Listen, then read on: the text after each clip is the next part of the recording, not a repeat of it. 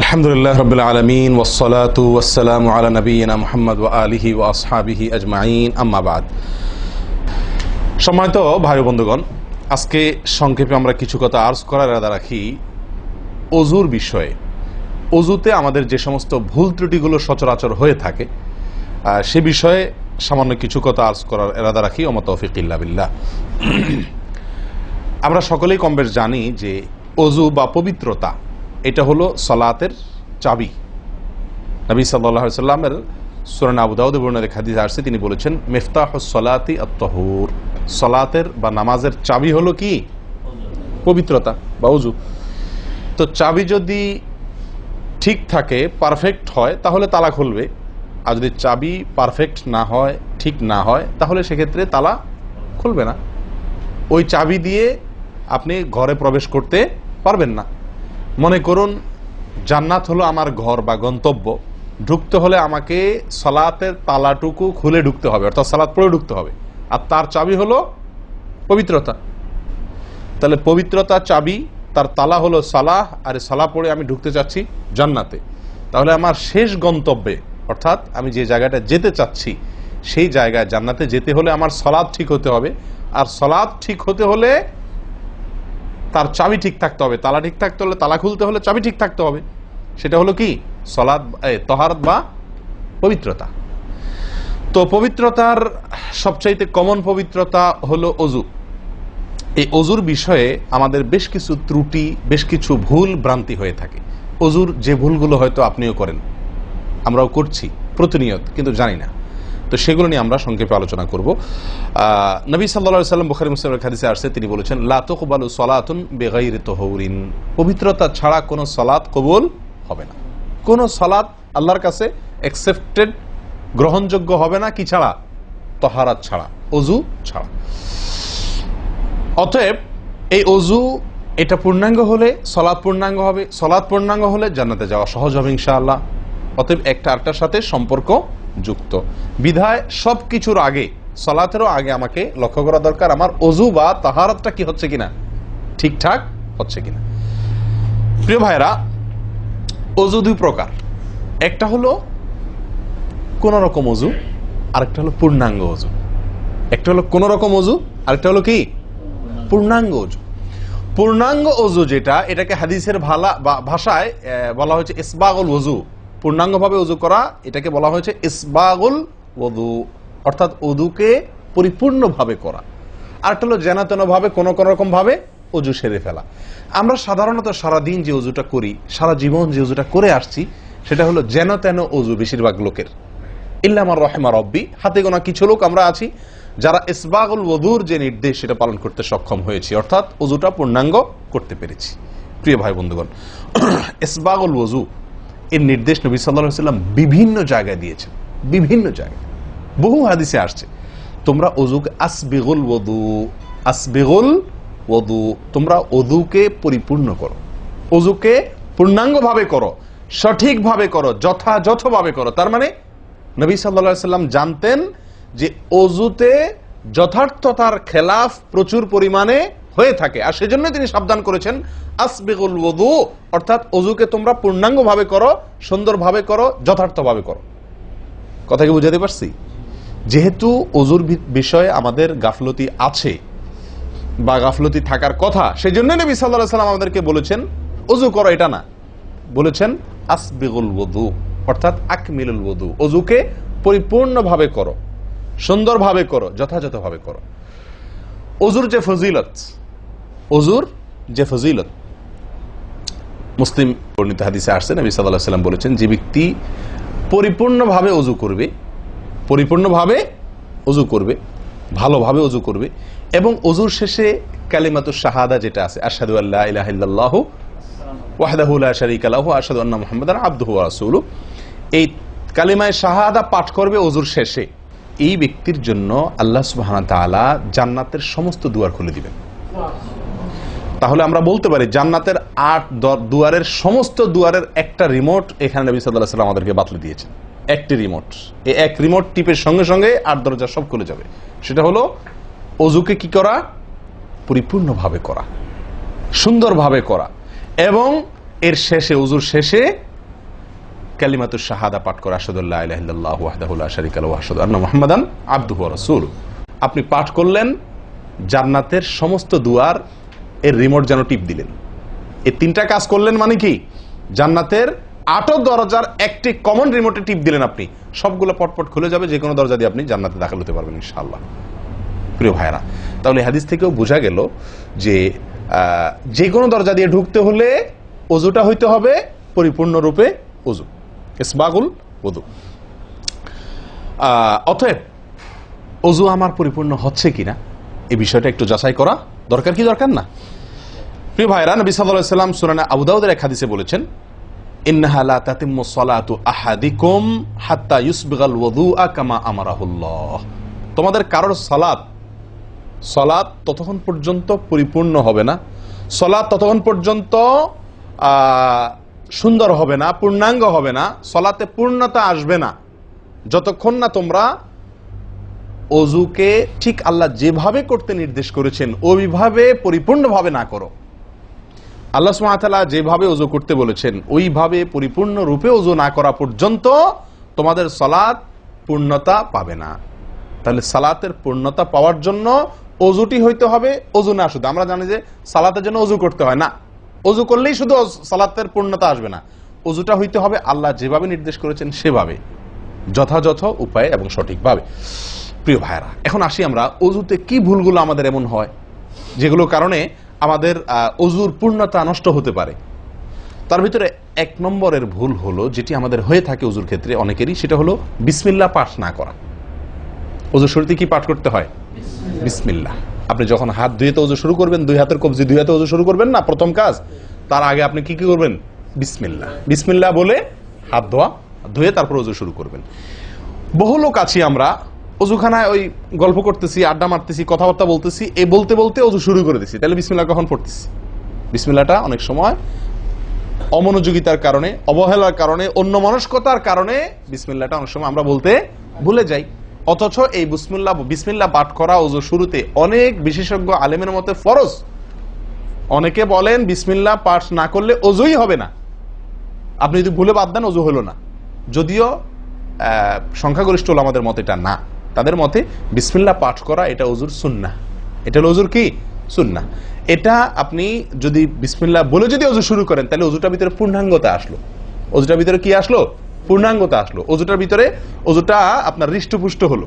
এই ওযুতে ইনশাআল্লাহ আপনার সালাত পূর্ণাঙ্গ হবে, যে সালাত আপনাকে জান্নাতে নিয়ে যাবে ইনশাআল্লাহ। তাহলে ওযুর শুরুতে একটা প্রাথমিক ভুল হলো বিসমিল্লাহ ভালো করে না পাঠ করা। নবী সাল্লাল্লাহু আলাইহি ওয়াসাল্লাম বলেছেন, ইবনে মাজাহ হাদিস, লা ওযুআ লিমান লাম ইয়াযকুর ইসমাল্লাহি আলাইহি। ওই ব্যক্তির ওযু হবে না, হাদিসটি সহিহ। নবী সাল্লাল্লাহু আলাইহি ওয়াসাল্লাম বলেছেন, ওই ব্যক্তির ওযু হবে না যে ব্যক্তি ওযুর শুরুতে আল্লাহর নাম নেয় নাই, বিসমিল্লাহ বলে নাই। এখন ওযু হবে না বলা হয়েছে। এই হবে না বলতে হাদিস বিশেষজ্ঞ উলামা ইকরাম এবং ফুকাহা ইকরাম বলেন, এখানে হবে না বলতে ওযুর ওই প্রাণ হলো না, ওযু পূর্ণাঙ্গ হলো না, ওযুটা যেভাবে হওয়া দরকার ছিল সেভাবে হলো না। কোন রকম হয়ে গেল মার্শাল হাল, সালাত আদায় হয়ে গেল, দায়িত্ব খালাস হয়ে গেল, কিন্তু এটা যেভাবে আল্লাহ সুবহানাহু ওয়া তাআলা চাচ্ছেন, নবী সাল্লাল্লাহু আলাইহি ওয়াসাল্লাম চাচ্ছেন, যেভাবে ওযুর নির্দেশ আসছে সেভাবে হলো না। যদি আমি বিসমিল্লাহ পাঠ না করি, তাহলে বোঝা গেল ওযু করার সময় আপনি কারোর সাথে কথা বলছেন, খোশ গল্প করছেন, মোবাইলে আলাপ করছেন, অন্য কোনো ব্যস্ততায় আছেন, অন্য কোনো ধ্যানে আছেন, ওই অবস্থায় হাত ধুয়ে ওযু শুরু করে দিলেন, বিসমিল্লাহ পাঠ করলেন না। এটা হলো একটা ত্রুটি। এই ত্রুটি আমাদের হয় কিনা মাঝে মধ্যে? অনেকে তো আছেন নিয়মিতই করেন না, অনেকে আছেন করেন কিন্তু ওই যে অন্য মানুষকে হয়ে গেলে হাত ধুয়ে শুরু করে দিয়েছেন আর বিসমিল্লাহ আর বলেন নাই। তাহলে আপনি যে কোনো কাজের শুরুতে বিসমিল্লাহ বললেন কি না বললেন সেটা এত বেশি গুরুত্বপূর্ণ না, যত বেশি গুরুত্বপূর্ণ ওযুর শুরুতে বিসমিল্লাহ পাঠ করা, কারণ এটার জন্য পৃথক নির্দেশ এসেছে। এমনি তো একটা কমন নির্দেশ আছে, নবী সাল্লাল্লাহু আলাইহি ওয়াসাল্লাম বলেছেন, কুল্লু আমরিন জিবারিন লাম ইউবদা বিবিসমিল্লাহ ফাহুয়া আবতার ওয়া ফি রিওয়ায়াতিন ফাহুয়া আকতা। যে কোনো গুরুত্বপূর্ণ কাজ আল্লাহর নাম দিয়ে শুরু না করলে সেটা অপূর্ণাঙ্গ থাকে, কাজটা অর্ধেক থাকে, অর্ধেকা থাকে, অপূর্ণাঙ্গ থাকে, পূর্ণাঙ্গতা আসে না যে কোনো ভালো কাজ। কিন্তু ওযুর বিষয়ে নবী সাল্লাল্লাহু আলাইহি ওয়াসাল্লামের আলাদা নির্দেশ আছে, ওযু হয় না এমন কথা তিনি বলেছেন। তাহলে বোঝা গেল ওযুর শুরুতে বিসমিল্লাহ পাঠের উপরে আমাদের সাবধান হতে হবে। এখন একটা সমস্যা হলো, আমরা আজকাল বেশিরভাগ লোক ওযু করি হলো টয়লেটের মধ্যে, আর টয়লেটের মধ্যে আল্লাহর নাম নেওয়া নিষেধ, ঠিক না ঠিক? টয়লেটের মধ্যে আল্লাহর নাম নেওয়া নিষেধ, জায়েজ নাই। তাহলে আমাদের ওযু যদি টয়লেটে আপনার বাথরুমের ভেতরে যে কি করি ওযু করি, তাহলে আমি বিসমিল্লাহ বলতে পারবো না কারণ আল্লাহর নাম নেওয়া বাথরুমে নিষেধ, টয়লেটে নিষেধ, আবার বিসমিল্লাহ না বললে আমার ওযুটাও পূর্ণাঙ্গ হচ্ছে না, তাহলে আমি করবোটা কি? বলেন সমাধানের পথ কি? কি করব? কি নিষেধাজ্ঞা অমান্য করে বিসমিল্লাহ বলবো, নাকি আপনার বিসমিল্লাহ ছেড়ে দেব? তাতে তো ওযু আবার পূর্ণাঙ্গ হবে না, দুইটাই সমস্যা না? এই জন্য উত্তম এবং সবচেয়ে ভালো হলো ওযুটা বাহির করার চেষ্টা করবেন। বেশিরভাগ জায়গাতে, সব জায়গাতে কম বেশ, বাথরুম টয়লেটের ভেতরে যদি বেসিন থাকে তো বাইরেও টেপ বা বেসিনের ব্যবস্থা থাকে থাকে না? বিশেষ করে বাসা বাড়িতে অথবা অফিস আদালতে দেখা যায় যে ওই টয়লেটে অনেক সময় আমরা কি করে ফেলি, ওযু করে ফেলি। এটা উচিত না, এটা একটা ভুল আমাদের। ওযু আমরা করব বাহিরে। কেন? কারণ টয়লেটে ওযু করতে গেলে আল্লাহর নাম নিতে হচ্ছে, আর আল্লাহর নাম নেওয়া নিষেধ। আমি সেখানে আল্লাহর নাম নিতেও পারছি না, আর নাও নিতে পারছি না। যদি নেই তাহলে আল্লাহর নাম নিয়ে গুনাহ করছি টয়লেটে, আর যদি না নেই তাহলে আমার ওযুটা অপূর্ণাঙ্গ থেকে যাচ্ছে। ঠিক না ঠিক? এই জন্য আমরা উত্তম হলো ওযু করব কোথায়? বাইরে এসে যে কোনো টেপে। কথা কি বুঝাতে পারছি? বাইরে এসে একান্ত যদি কখনো আপনি বাধ্য হয়ে যান, বাইরে ভিড় নাই, ব্যবস্থা, সেটা ভিন্ন কথা। আর বাসা বাড়িতে যদি এরকম কোনো বাসা বাড়িতে যে বাইরে কোনো সিস্টেম নাই, আপনার নিজের বাসা না, আপনি ঠিক করতে পারতেছেন না, তো কমপক্ষে বেসিন এবং আপনার টয়লেটের কমোডের মাঝখানে কি দিব? একটা পর্দা বা ওয়াল কোনো কিছু দিয়ে নিব ইনশাআল্লাহ। কথা বুঝতে পারছি ভাই? আল্লাহ তাআলা আমাদের সকলকে এই বিষয়টি লক্ষ্য করার তৌফিক দান করেন। তাহলে ভাই আমরা বিসমিল্লাহ পাঠ করব ওযু শুরুতে, লক্ষ্য করব ইনশাআল্লাহ যাতে করে ওযু শুরুতে বিসমিল্লাহ পাঠে ভুল না হয়। মনে থাকবে তো ইনশাআল্লাহ? আল্লাহ আমাদের তৌফিক দান করেন।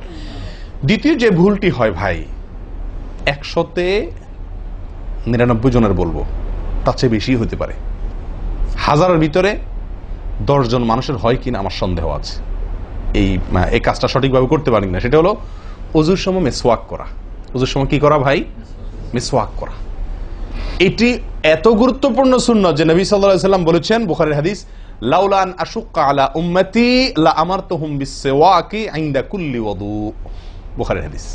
নবী সাল্লাল্লাহু আলাইহি ওয়াসাল্লাম বলেন, আমার উম্মতের জন্য যদি কঠিন না হতো, তাদের জন্য কষ্টের কারণ না হতো, তাহলে আমি তাদেরকে বাধ্যতামূলক করে দিতাম, ফরজ করে দিতাম কি? প্রত্যেক ওযুর সময় মিসওয়াক করা। প্রত্যেক ওযুর সময় মিসওয়াক করা, এটা বাধ্যতা করে দিতাম যদি তাদের কষ্টের কারণ। কারণ বাধ্যতামূলক করে দিলে তখন এটা তাদের জন্য, প্রতি ওয়াক্তে মিসওয়াক করাটা তাদের জন্য বাধ্যতামূলক হয়ে গেলে এটা ছাড়া ওযু হতো না, তখন তারা বিপদে পড়ে যেত, বেশি কষ্ট হয়ে যেত। ওযুতে যদি এখন মনে করেন 10টা 15টা 20টা ফরজ নবী সাল্লাল্লাহু আলাইহি ওয়াসাল্লাম ঠিক করে দিন, তাহলে 20টা 15টা 20টা 25টা ফরজ আদায় করে ওযু করা একটু কষ্ট হয়ে যেত না? 5 বার দৈনিক একটু আমাদের জন্য ঝামেলা হয়ে যেত কিনা? নবী সাল্লাল্লাহু আলাইহি ওয়াসাল্লাম সেদিকে লক্ষ্য করে আমাদেরকে কি করলেন না? সহজ করে দিলেন, অর্থাৎ ফরজ করলেন না। তার মানে কি করলেন?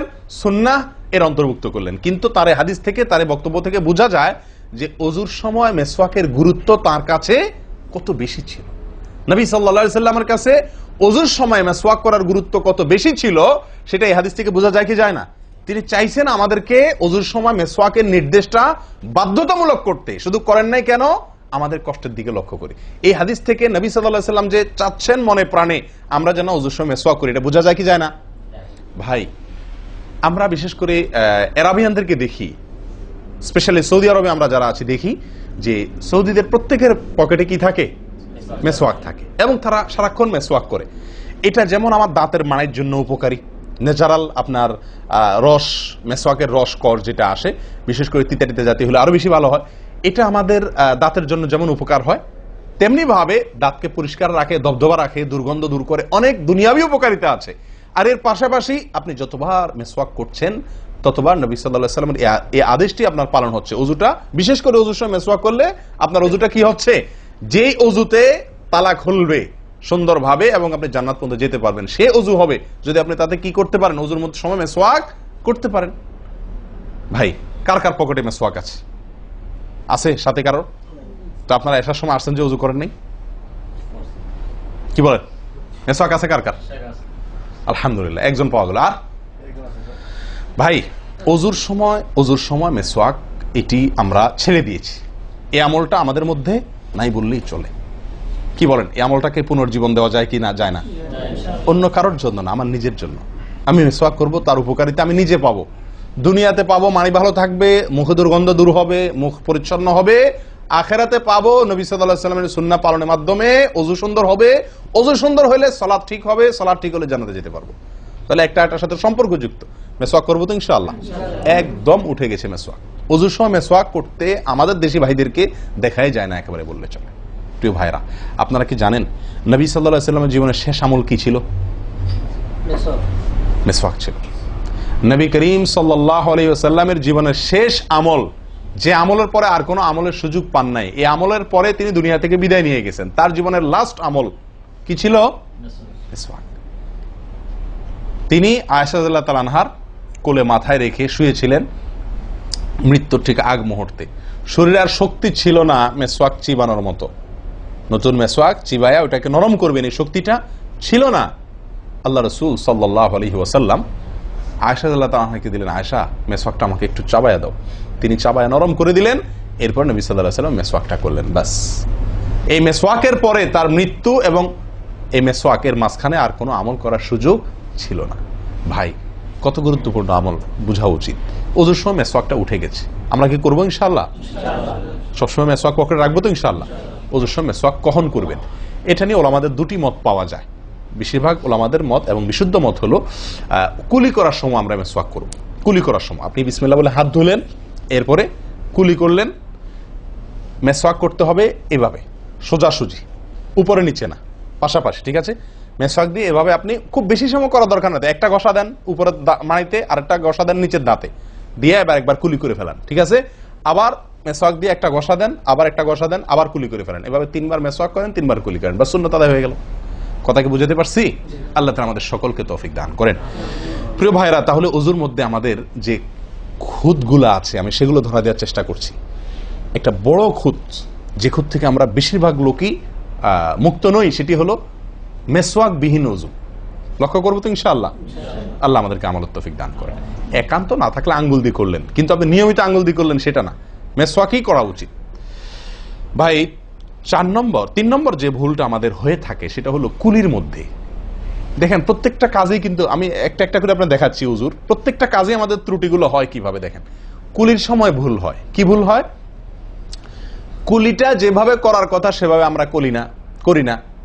হাদিসে কুলির বিষয়ে নির্দেশ এসছে, সেটাকে বলা হয়েছে মদমাদা। মদমাদা আরবি শব্দ, এটার বাংলা অর্থ হয় কুলি করা বা কুলকুচি করা বা কুলকুচা করা। এই কুলি বা কুলকুচা এটা হলো মুখের ভিতরে আপনি হাতের কোষে করে পানি নিয়ে মুখে নাড়বেন, এরপরে ফেলবেন, আবার হাতে নিবেন, কিছু সময় নাড়বেন, 1 সেকেন্ড হোক 2 সেকেন্ড হোক, এরপরে ফেলবেন। এটা হলো কুলি বা কুলকুচা। আমরা বেশিরভাগ সময় এরকম করি আলহামদুলিল্লাহ। যখন ব্যস্ত থাকি, যখন হুলস্থুল থাকে, কোনো সময় কোনো কাজের তাড়া থাকে, তখন অনেক সময় আমরা কি করি? হয় কি না হয় না? মুখে নিলাম আর ঢাললাম, মুখে নিলাম আর ঢাললাম। আমি জানি না আপনাদের হয় কিনা এরকম। আমি দেখছি এরকম অনেক সময় হয়। আপনারা একমত কিনা? নিলাম মানে ব্যস্ততার কারণে হয়তো জামাত শেষ হয়ে যাচ্ছে বা অন্য কোনো কারণ আছে, অথবা দেরিতে আসছি, তো তখন মুখের ভিতর নেওয়া আর ফেলাও, নেওয়াও আর ফেলাও, এতে কুলি হবে না। হাদিসে যে কুলির নির্দেশ আসছে সেই কুলি হবে না। এটা মুখে পানি দিলেন আর বাইর করলেন, এটাতে কুলি হইতে হলে আপনাকে মুখে পানি দিবেন, নাড়বেন। ভাই, কুলিটা কেন করতে বলা হয়েছে? মুখের ভেতরটা কি করার জন্য? পরিষ্কার করার জন্য। আপনি যদি মুখে পানি নেন আর বাইর করেন, তাহলে কি মুখ পরিষ্কার হবে? আপনাকে তো মিনিমাম 1-2 সেকেন্ড হলেও নাড়তে হবে জিনিসটা, পানিটা, তাহলে আপনার মুখটা কি হবে? পরিষ্কার বা পরিচ্ছন্ন হবে। আল্লাহ তাআলা আমাদেরকে আমলের তৌফিক দান করেন। ভাই, তাহলে কুলির ত্রুটিটা বুঝতে পারছেন তো? তাড়াহুড়া করে অনেক সময় মুখে পানি নিয়ে ফেলে দিই আমরা, এটা করা যাবে না। নাম্বার 4, নাকে পানি দেওয়া। দেখেন একটা একটা করে দেখেন, প্রত্যেকটাতে ত্রুটি আছে। আল্লাহুল মুস্তাআন। নাকে পানি দেওয়া, নাকে পানি দেওয়ার যে নির্দেশ আসছে হাদিসে, এটাকে বলা হয় ইস্তেনশাক। ইস্তেনশাক, ইস্তেনশাক আরবি ব্যাকরণ অনুযায়ী এটা বাবে ইস্তিফআলের মাসদার বা ক্রিয়ামূল, যেটার মধ্যে এক্সট্রা ভাবে টানা, আকর্ষণ করার অর্থ যার মর্মের ভিতরে আছে। তো ইস্তেনশাক শব্দের মূল অর্থ হলো পানি টানা, নাকে পানি টানা। আমরা নাকে পানি টানি না, দেইও না। ধান খেতে পানি দেওয়া হয়, আর লাল শাকের খেতে পানি ছিটানো হয়, ঠিক না? ঠিক।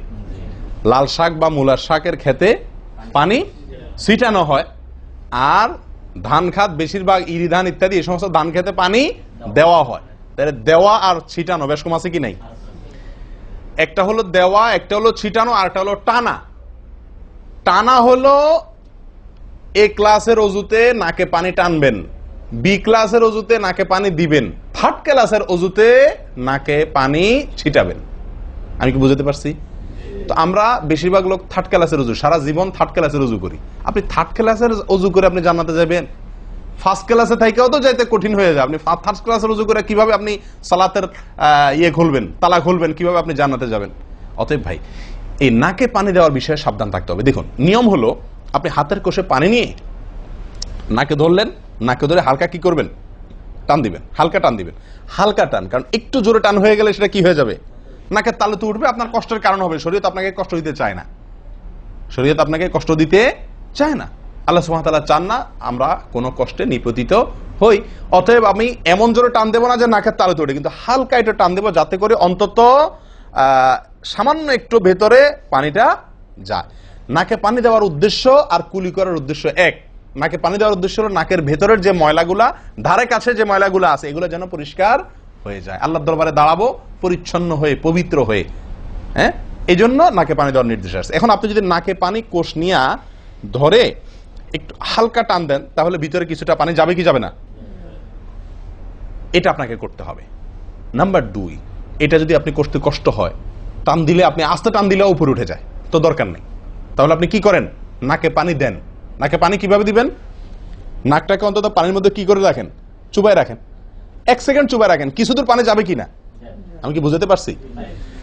আমরা অনেকে বিশেষ করে আমি দেখছি ওযু করার সময় নাকে পানি ছিটান। কিভাবে পানি ছিটান? ওই যে কষে করে পানি নিয়ে, লক্ষ্য করছেন আপনারা? এভাবে নিয়ে এরকম মারে পানিটা, এরকম মারলে সেটা কি হলো? ছিটানো হলো। হাদিসে যে ইস্তেনশাকের কথা বলা হয়েছে সেটা হলো না। আপনি সারা জীবন ওযু করলেন, অথচ আপনার কখনো নাকে পানি দেওয়ার সুন্নাহটি আদায় হলো না। সারা জীবন, আজীবন আপনার ওযুটি হয়ে গেল সুন্নাহ ছাড়া। আমি কি বুঝতে পারছি? অতি প্রিয় ভাই বন্ধুগণ, এই বিষয়টা খুব লক্ষ্য রাখতে হবে যে নাকে পানি দেওয়ার ক্ষেত্রে আমাদের ত্রুটি হয়, পানিটা ভেতরে যায় না। অনেক সময় আমরা ছিটা দেই, বা অনেক সময় দিলেও কোন রকম দিয়েই ছেড়ে দিই। দিয়ে ছেড়ে দিলে তো হবে না, আপনার ভেতরে অন্তত যতদূর সম্ভব ততদূর পানিটা, এই নরম অংশটা তত নিতে হবে, আপনি উপরে উঠানোর দরকার নেই। আমি কি বুঝতে পারছি? এটা একটা ত্রুটি হয় ওযুর ক্ষেত্রে। দেখুন, ওযুটা পূর্ণাঙ্গভাবে কি হচ্ছে না, কত ভাবে দেখেন। প্রিয় ভাইরা, এটা গেল একটা ভুল ইস্তেনশাকের বিষয়। এই বিষয়ে নবী সাল্লাল্লাহু আলাইহি ওয়াসাল্লাম একটা আলাদা নির্দেশ আছে দেখেন, যাতে আমরা নাকে পানি দেওয়াটা ভালোভাবে করি। উনি হয়তো জানতেন বা দেখছেন যে মানুষ নাকে পানি দেওয়াতে গাফলতি করে, ত্রুটি করে, ওই যে ছিটাছিটির কাজ করে। তিনি বলেছেন, সহিহ বুখারীর হাদিস, না আফওয়ান আবু দাউদের হাদিস, নবী সাল্লাল্লাহু আলাইহি ওয়াসাল্লাম বলেছেন, আসবিগিল ওযুআ, ওই একই কথা, তোমরা ওযুকে পরিপূর্ণভাবে করো। ওয়াখাল্লিল আসাবি' ওয়া বালিগ ফিল ইস্তিনশাক ইল্লা আন তাকুনা সাইমান। নাকে পানি দেওয়ার সময় খুব ভালোভাবে নাকে পানি দিবা তোমরা। যদি তুমি রোজাদার হও তাহলে ভিন্ন কথা, তাহলে খুব বেশি ভালো করে নাকে পানি দিতে যেও না, কারণ তখন পানি উপরের দিকে উঠে গলা হয়ে তোমার পেটে যেতে পারে, রোজা ভঙ্গ হতে পারে। আমি কি বুঝতে পারছি? তাহলে আপনি নাকে পানি দিবেন, কিন্তু আপনি কি করবেন না, রোজাদার হলে তখন শুধুমাত্র ভালোভাবে নাকে পানি দিতে পারবেন না। আর এছাড়া অন্য সময় কি করবেন? নাকে পানি দেওয়ার ক্ষেত্রে ভালোভাবে দিতে বলা হয়েছে। ভালোভাবে দেওয়ার মানে কি? ছিটাইলে হবে? কোন রকম দিলে হবে? টান দিবেন, না পারলে অন্তত যতটুকু সম্ভব নাক চুবায়া আপনি ভেতরে পানিটা কিছু দূর হলেও নেওয়ার চেষ্টা করবেন। লক্ষ্য রাখবেন তো ইনশাআল্লাহ। আল্লাহ আমাদেরকে সকলকে আমলের তৌফিক দান করেন। প্রিয় ভাইরা, তাহলে নবী সাল্লাল্লাহু আলাইহি ওয়াসাল্লামের নির্দেশ আছে আলাদা, যে তোমরা নাকে পানি দেওয়ার ব্যাপারে কি করবে? ভালোভাবে নাকে পানি দিবে। আল্লাহ আমাদেরকে আমলের তৌফিক দান করেন। আরেকটি ভুল ভাই, নাকে পানি দেওয়া একটা আমল, নাক ঝাড়া আরেকটা আমল। নাকে পানি দেওয়া এটা একটা নির্দেশ, আর নাক ঝাড়া আরেকটা নির্দেশ। আমি কি বুঝতে পারছি? কুলি করা একটা আমল, হাত ধোয়া একটা আমল, হাতের কবজি পর্যন্ত 2 হাতের বিসমিল্লাহ বলা, তারপর তো এটা আছেই। এরপরে মেসওয়াক করা একটা আমল, কুলি করা আরেকটা সুন্নাহ, কুলির পরে নাকে পানি দেওয়া বা নাক দিয়া পানি টানা আরেকটা আমল, এরপরে নাক ঝাড়া আরেকটা আমল। আমি কি বুঝতে পারছি? নাক ঝাড়া এটাকে বলা হয় হাদিসের ভাষা ইস্তিনসার। ইস্তিনসার, ঝাড়া। এই নাক ঝাড়ার ক্ষেত্রে বিরাট ভুল হয় ভাই। ভুল, সবচেয়ে বড় ভুল তো এটা যে নাক ঝাড়াটা অনেকে ঝাড়েই না, ওই যে ছিটায় দেয় বস শেষ। নাক যে আলাদা ঝাড়তে হয় এটা অনেকে জানেনই না, করেনই না এটা। আবার অনেকে করেন তো মাঝে মধ্যে করেন, কিন্তু নাক ঝাড়াটা করা উচিত। যতবার নাক দিয়ে টান দিলেন না, এরপরে হালকা আঙ্গুল দিয়ে চাপ দিয়ে আপনি ওইটাকে প্রেসার দিয়ে নাকটা পরিষ্কার করবেন। কথা কি বুঝাতে পারছি? আবার নাকে পানি দিলেন, আবার পরিষ্কার করলেন, আবার নাকে পানি দিলেন, আবার পরিষ্কার করবেন।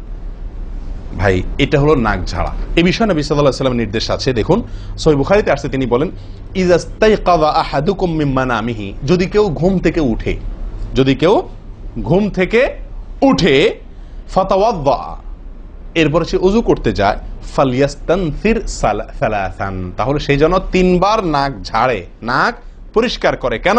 ফাইন্নাশ শাইতানা ইয়াবিতু আলা খাইশুমিহি, কারণ নাকের যে বাঁশি উপরের ছিদ্র, এই জায়গাটায় শয়তান রাত্রি যাপন করে। শয়তানের বেডরুম আপনার নাকের বাঁশি, বুঝতে পারছেন?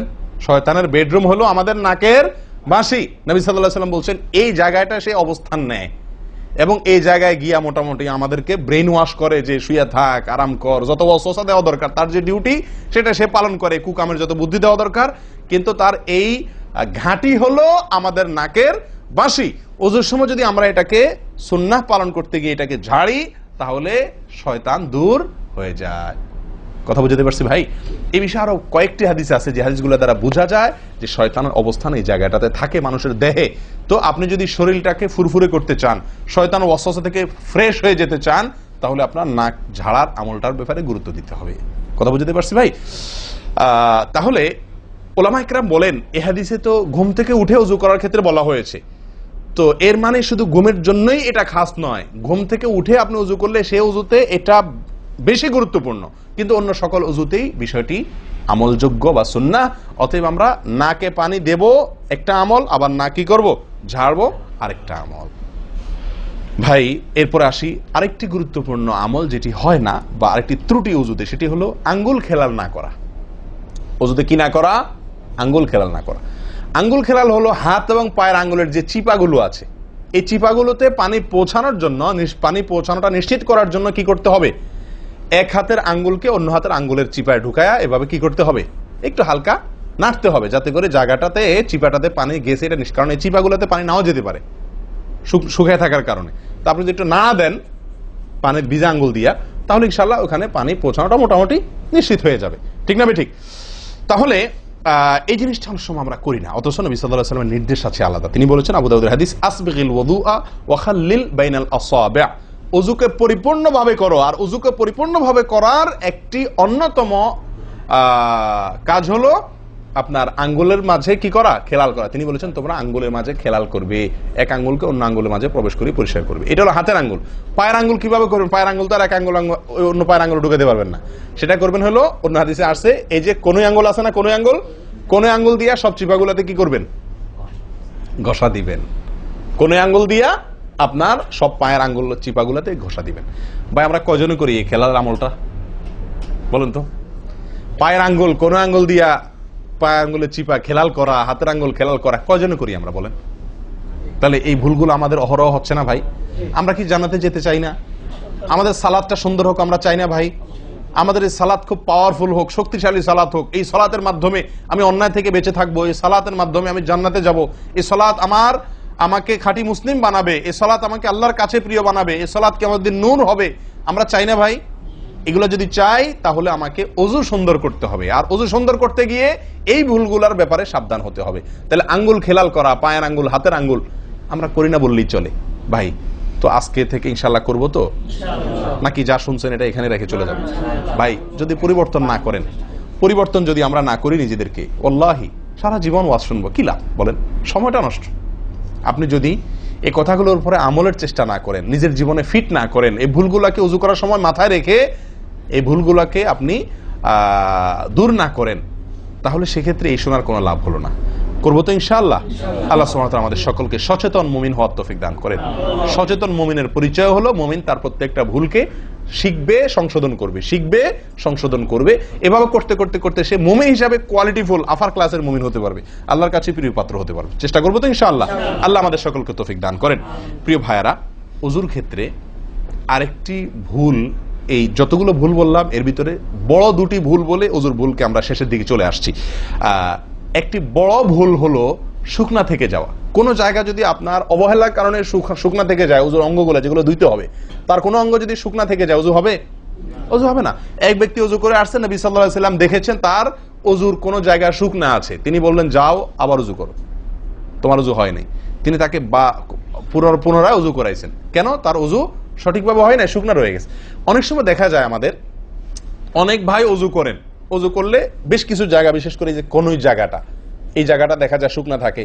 এই যে কানের লতির এই যে জায়গাটা, এখানে দেখা যায় একটু কি থাকে, শুকনা থাকে। কপালের দিকে দেখা যায় শুকনা থাকে। এই জায়গাগুলো অনেক সময় দেখা যায়, বহু লোককে দেখা যায় ওজু করে আসছে, এখানে শুকনা, এখানে শুকনা, পায়ের গোড়ালি গিরা এই জায়গাগুলোতে শুকনা। কারণ হলো ওই যে অবহেলা করে ওজু করছে, কোন রকম ওজু করছে, ওজুটা যেভাবে করা দরকার সেভাবে করে নাই। ভাই এই জিনিসটা আপনার লক্ষ্য করা দরকার কি দরকার না? ওজুই হবে না। এই যে ভুলগুলো বললাম এগুলা হলে আপনার ওজু হয়ে যাবে, কাগজে কলমে ওজু হয়ে যাবে। কিন্তু এখনকার যে ভুলটা বললাম, যদি শুকনা না থাইকা যা আল্লাহ মাফ করেন, তাহলে কাগজে কলমে ওজু হবে না, কাগজে কলমেও কি হবে না, ওজু হবে না। এত জঘন্য, সাবধান থাকার দরকার কি দরকার না? আল্লাহ তাআলা আমাদেরকে সাবধান হওয়ার তৌফিক দান করেন। ভাই আরেকটি বড় ভুল, এটাও বিশাল বড় ভুল, সেটা হলো পানি অপচয় করা। পানি অপচয় করা, আল্লাহ মাফ করেন, এটা থেকে মুক্ত আমরা কেউই না বোধ হয় এই যুগে। পানি অপচয় ওজুর সময়। ভাই আমাদের ওজুতে কত পানি লাগে? আপনি যদি, আমরা তো বেশিরভাগ লোক এখন ট্যাপে উজু করি না, আপনি যে ট্যাপটা ব্যবহার করেন ওই ট্যাপের নিচে যদি একটা কি রাখেন, বালতি রেখে দেন, আপনি ওজু করার শেষে লক্ষ্য করে দেখেন একটা খালি বালতি যদি রাখেন, কি পরিমাণ পানি পড়বে আনুমানিক? প্রায় এক বালতির মতো হয়ে যাবে না?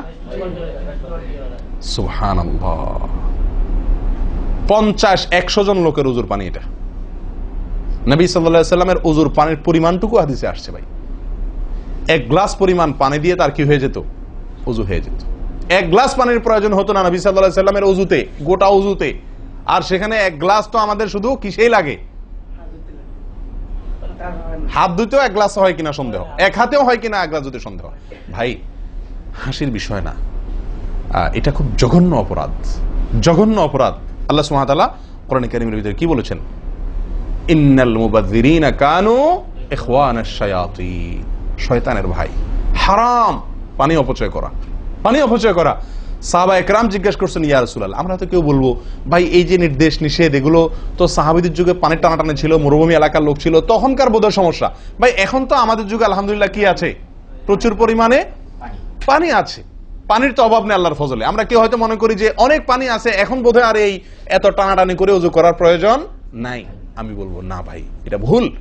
সাহাবায়ে কেরাম জিজ্ঞেস করছেন নবী সাল্লাল্লাহু আলাইহি ওয়াসাল্লামকে, ইয়া রাসূলুল্লাহ, যদি আমরা সমুদ্রে থাকি, নৌকায় যাচ্ছি, জাহাজে যাচ্ছি, সমুদ্রে পানির কোনো অভাব নাই, সেখানে পানি ব্যবহারের ক্ষেত্রেও কি আমাকে হিসাব করে করতে হবে?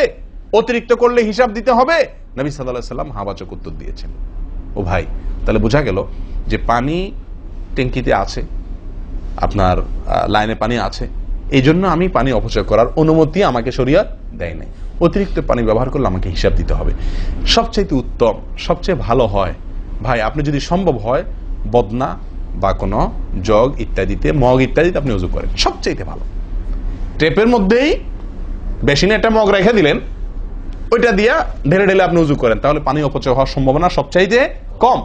ট্যাপ ছেড়ে দিয়ে যে আমরা ওযু করি, আমরা যেভাবে ওযু করার কথা বলছি, এই যে মেসওয়াক করতে হবে, এরপরে কুলি করতে হবে, নাকে পানি দিতে হবে, আবার নাক ঝাড়তে হবে, এই কাজগুলো করতে একটা গ্যাপ হয় না? গ্যাপ, এই গ্যাপের সময় যদি আপনি টেপে ওযু করতেই হয়, তাহলে গ্যাপের সময় টেপ বন্ধ করতে হবে। আমি কি বুঝতে পারছি? গ্যাপের সময় টেপ বন্ধ করে এরপর আপনি মেসওয়াক করেন, টেপ বন্ধ করে এরপর আপনি নাক ঝাড়েন। আপনি টেপের পানি পড়তেছে, এদিকে আপনি অন্য কাজ করতেছেন, তাহলে এটা অপচয়ের গুনাহ হয়ে যায়। ভাই আমি ওযু করছি ইবাদত করার জন্য, ওযু করছি আল্লাহ সুবহানাহু ওয়া তাআলাকে সন্তুষ্ট করার জন্য, আবার কাজ যেটা করতেছি ওযুর মধ্যে পানি অপচয় করে, সেটা হলো শয়তানের ভাইয়ের কাজ, শয়তানের কাজ। তাহলে শয়তানের কাজ করে আল্লাহকে খুশি করা যাবে ভাই? এই ওযুতে আল্লাহকে খুশি করা যাবে? এই ওযুতে আল্লাহ সন্তুষ্ট হবেন? ওযু করলে নবী সাল্লাল্লাহু আলাইহি ওয়াসাল্লাম বলেছেন, দিনে 5 বার ওযু করলে, একটা মানুষ 5 বার গোসল করলে যেরকম তার শরীরে ময়লা থাকে না, একটা মানুষ দিনে 5 বার 5 ওয়াক্ত সালাতের জন্য ওযু করলে ওই লোকের অন্তরে বা ওই লোকের ভেতরে গুনাহ থাকে না, আল্লাহ তাকে গুনাহ থেকে পরিচ্ছন্ন করে দেন, পবিত্র করে দেন, ধুয়ে পরিষ্কার করে দেন 5 বার ওযু করার মাধ্যমে। ও ভাই, ওযু আমাকে পরিষ্কার করে দিবে, আমাকে পবিত্র করে দিবে, আমাকে পরিচ্ছন্ন করে দিবে, আমাকে সাফ করে দিবে। কখন? যদি ওযুটা আমি সুন্দরভাবে করি। আমার অজুতে যদি এত বড় ভুল হয় যে পানি অপচয় করে আমি হারামে লিপ্ত হই, গুনাহে লিপ্ত হই, তাহলে আমার সে অজু আমাকে পরিচ্ছন্ন করবে না, পবিত্র করবে না, সুন্দর করবে না, আল্লাহকে সন্তুষ্ট করা যাবে না। প্রিয় ভাইরা, আমি আবারও বলছি, এই ভুল থেকে আমরা কেউ মুক্ত নই। আল্লাহ মাফ করুক, ইল্লা মার রাহিমা রব্বি, হাতে গোনা দুই একজন ছাড়া আমরা কেউ মুক্ত নই ভাই। উজু করার সময় পানি অপচয়, আজকে টেপের যে কালচার, এই টেপ ছেড়ে আমাদের উজু করা, এটা জঘন্য একটি ভুল। যদি টেপটা আমি ছেড়ে রাখি, হ্যাঁ আপনি উজু করছেন, বন্ধ করে নিচ্ছেন, আবার দরকার হচ্ছে চালাচ্ছেন, এটা হলে ঠিক আছে। আপনি যদি এটা করতে যান পাবলিক অজুখানাতে, হয়তো পিছন থেকে কেউ আপনাকে তাড়া মারবে, আরে ভাই তাড়াতাড়ি করেন, দেরি করতেছেন, মারুক ভাই তাড়া, সে তাড়া মারুক, কিন্তু আপনার উজুটা কি করতে হবে? আপনাকে কোয়ালিটিফুল উজু করতে হবে। আল্লাহ তাআলা আমাদেরকে সে উজু করার তৌফিক দান করেন। উজুর ক্ষেত্রে আরেকটা ভুল হলো ভাই, চাপাচাপি করে উজু করা, উজু ধরে রাখা, চাপাচাপি করে উজু ধরে রাখা, এই ভুলটা প্রচুর পরিমাণ হয়, বিশেষ করে শীতের দিনে। গরমের দিনে আলহামদুলিল্লাহ ওয়াজ করার দরকার হয় না, মনে না মানে উজু দরকার না হলে উজু করি আমরা, ঠিক আছে না, বিশেষ করে এই মরুভূমি এলাকাতে, গরমের জায়গাতে। কিন্তু শীতের দিন আসলে সুবহানাল্লাহ, আসরের উজুতে চেষ্টা করি টেনে টুনে আসা পর্যন্ত নিয়ে যাওয়ার জন্য, ঠিক না ঠিক? একটা চেষ্টা থাকে যে আসরের উজুতে মাগরিব গেছে, যেহেতু পেশাবের বেগ আছে, বায়ুর বেগ আছে, বাথরুমের বেগ আছে, তো একটু চাইপা চুপা যদি ধরে রাখতে পারে, এসাটা হয়ে গেলে এসা বড় তারা উজু করা লাগলো না, খালাস, উজু করাতে বেঁচে গেলাম ঠান্ডার দিনে, ঠিক না ঠিক? এই অলসতাটা আমরা অনেকে করি কি করি না, এটা উচিত না। উজুর ক্ষেত্রে এটা একটা বড় ভুল। প্রথম কথা হলো, আপনি যদি পেশাবের বেগ থাকে, বায়ুর বেগ থাকে, আপনি সালাতে দাঁড়ালে সালাতে মনোযোগ সেভাবে হবে না। সালাতে যেরকম মনোযোগ দরকার, আল্লাহর সঙ্গে আপনার যেটা মানে বান্দার সঙ্গে গোলামের যে একটা বিনয় প্রকাশের ব্যাপার আছে, সেটা হবে না যদি আপনার কি থাকে, অজুর মধ্যে ওই প্রেসার থাকে, পেশাব বা পায়খানার বেগ থাকে। ভাই মানুষ যে কোনো কাজেই, ভালো কাজ মনোযোগ দিয়ে করতে হলে পেশাব পায়খানার বেগ থাকলে করা যায়? তাহলে আপনার সালাতের ভিতরে খুশু খুশু কিভাবে আসবে? আপনার সালাত, যে সালাত আপনাকে সফলতা এনে দিবে, যে সালাত আপনাকে জান্নাত পর্যন্ত নিয়ে যাবে, সেই সালাতের জন্য তো খুশু খুশু দরকার, আপনার মনোযোগ দরকার, আপনার স্থিরতা দরকার। স্থিরতা তো আসবে না যদি আপনার মন থাকে টয়লেটে। আপনি আছেন মসজিদে, দেহ আছে মসজিদে, মনটা আছে টয়লেটে, তাহলে তো এই সালাত পূর্ণাঙ্গ হবে না। এই জন্য ভাই চাপা চাপি করে অজু ধরে রাখা, এটা অজুর ক্ষেত্রে আরেকটা বড় ভুল, এটা করা যাবে না। যারা চাপাচাপি করে অজু ধরে না রেখে অজু ছুটতেছে, ছেড়ে দেয়, এরপরে যা উজু করে আসে, এদের জন্য বিশাল বড় পুরস্কার আছে, বিশাল বড় পুরস্কার, একটি নয়, তিনটি পুরস্কার। নবী সাল্লাল্লাহু আলাইহি ওয়াসাল্লাম বলছেন, মুসলিমের হাদিস, আলা আদুল্লুকুম মা ইয়ামহুল্লাহু বিহিল খাতায়া ওয়া ইয়ারফাউ বিহিদ দারাজাত। নবী সাল্লাল্লাহু আলাইহি ওয়াসাল্লাম বলেন যে, আমি কি তোমাদেরকে বলে দিব না যে কোন আমলটি মানুষকে তার ভুল ত্রুটিগুলো আল্লাহ তাআলা মাফ করে দেন এবং আল্লাহর কাছে তার মর্যাদা, গ্রেড বাড়তে থাকে, ইমানদার হিসাবে তার গ্রেড বাড়ে এবং আল্লাহ ভুল ত্রুটি মাফ করেন। কোন আমলের মাধ্যমে? তোমাদের কি বলে দিব না? সাহাবা ইকরাম বললেন, বালা ইয়া রাসূলুল্লাহ, হ্যাঁ ইয়া রাসূলুল্লাহ, আপনি বলে দিন। তখন নবী সাল্লাল্লাহু আলাইহি ওয়াসাল্লাম বললেন, ইসবাগুল wudu'i আলাল মাকারিহ, ইসবাগুল wudu'i আলাল মাকারিহ। প্রথম আমল, অপছন্দ, কষ্ট, ঠান্ডা, শীত, অথবা পানির অভাব, কিনা বুঝু করতে হইতেছে, যে কোনো কষ্টকে উপেক্ষা করে, কষ্টকে সহ্য করে যে ব্যক্তি ওযু করে, ওযু আটকায় রাখে না, এই ব্যক্তি, তাকে আল্লাহ সুবহানাহু ওয়া তাআলা তার গুনাহ যেমন মাফ করবেন, তার মর্যাদাও আল্লাহ তাআলা বৃদ্ধি করে দিবেন। তাহলে বোঝা গেল, সাধারণ ওযু এটার চাইতে আপনি যদি ওযুকে কি করেন, আপনি যদি ওযুকে, কষ্টকে উপেক্ষা করে ওযু করেন, চাপাচাপি করে ওযু ধরে না রাখেন, ছেড়ে দেন, আবার ওযু করে আসেন, ফ্রেশ হয়ে আসেন, নামাজটা পড়েন, তাহলে ইনশাআল্লাহ আপনি দুটি পুরস্কার আল্লাহ তাআলার কাছ থেকে পাচ্ছেন। এক হলো গুনাহ মাফ, আর একটা হলো মর্যাদা বৃদ্ধি। আল্লাহ তাআলা আমাদের সকলকে ওযুর ভুল ত্রুটিগুলোকে কভার করে এগুলো থেকে পরিচ্ছন্ন থেকে, এই ভুলগুলো থেকে মুক্ত থেকে আল্লাহ তাআলা আমাদের সকলকে ওযু করার তৌফিক দান করেন। ওযু ভঙ্গের কারণের ব্যাপারে কয়েকটা আমাদের ভুল ধারণা আছে। যেমন অনেকে মনে করেন যে সিগারেট খাইলে, বিড়ি খাইলে ওযু যায়। অনেকে প্রশ্ন করেন, বিড়ি খাইলে, সিগারেট খাইলে ওযু যায় কিনা? কি বলেন আপনারা, কি বলেন, ওযু যায়? বিড়ি সিগারেট খাইলে আপনাদের এখানে যায় ওযু? না, আমাদের এখানে যায় না, আমাদের এখানে ওযু যায় না ভাই। বিড়ি বা সিগারেট খাইলে ওযু যাবে না। ওযু যাওয়ার সাথে বিড়ি বা সিগারেটের সম্পর্ক না, ধূমপানের সাথে ওযু যাওয়ার সম্পর্ক না। তাহলে আপনারা কেউ বলবেন, তাহলে হুজুর, তাহলে তো বিষয়টা, তাহলে বোঝা গেল ধূমপানটা তাহলে এত বড় কিছু না। আপনি যেরকম সোজা করে দিলেন যে ধূমপান করলে কি যাবে না, ওযু যাবে না। আমরা তো জানতাম এটা মারাত্মক কোনো বড় অপরাধ, এটা করলে ওযু যাবে, আপনি বলতেছেন ওযু যাবে না, তাহলে তো বোধহয় এটা ছোট অপরাধ। না ভাই, ওযু যাবে না তো আমল যাবে, ঈমান যাবে। ওযু গেলে তো কোনো ব্যাপার ছিল না, ওযু যাওয়া কোনো দোষের কিছু ভাই। একজনের ওযু আছে, তার বায়ু আসছে, ওযু গেল। একজনের ওযু আছে, পেশাব করলে ওযু চলে গেছে, তার কোনো দোষ করছে সে? আপনারা বুঝেন না আমার কথা? ওযু চলে গেলে সেটা কি দোষের কিছু? তাহলে এটা তো আমার বড় কিছু না, দোষের কিছু না। বিড়ি খাইলে, সিগারেট খাইলে ওযু যাবে না তো, ওযু যাওয়া তো দোষের কিছু না। এর চেয়ে বড়টা যাবে, তাকওয়া যাবে। কি যাবে? তাকওয়া ছুটে যাবে, মুত্তাকির খাতা থেকে নাম কাটা যাবে। বুঝেন না কথা? নেক আমলদারের খাতা থেকে নাম কেটে যাবে, গুনাহগার হবে, গুনাহে লিপ্ত হলো সে। ওযু ভাঙলে তো দোষের কিছু হতো না, ভুল তেমন কোনো ক্ষতির কিছু হতো না, কিন্তু তার চাইতে বড় ক্ষতি হবে। কিন্তু ওযু ভাঙবে না বলে তাহলে কি সিগারেট খায় ডাইরেক্ট মসজিদে চলে আসবো? না, সেটা জায়েজ নাই। সিগারেট যদি খান, এই বদ অভ্যাস যদি থাকে, হারামে লিপ্ত হওয়ার অভ্যাস থাকে, আল্লাহ হেফাজত করুক, সবাইকে ফিরে আসার তৌফিক দান করুক। কমের পক্ষে মুখকে ভালো করে ফ্রেশ করে পরিষ্কার করে ব্রাশ করে মেসওয়াক করে দুর্গন্ধ দূর করে তারপর মসজিদে আসবেন। কথা বুঝে আসছে? যাতে অন্য মানুষ কষ্ট না পায়। অনেকে মনে করেন হাঁটুর উপরে কাপড় উঠলে ওযু ভেঙে যায়, ঠিক না? ঠিক। আপনারা কি বলেন? আপনাদের দেশে ওযু ভাঙেনি? আপনাদের এখানে ভাঙে?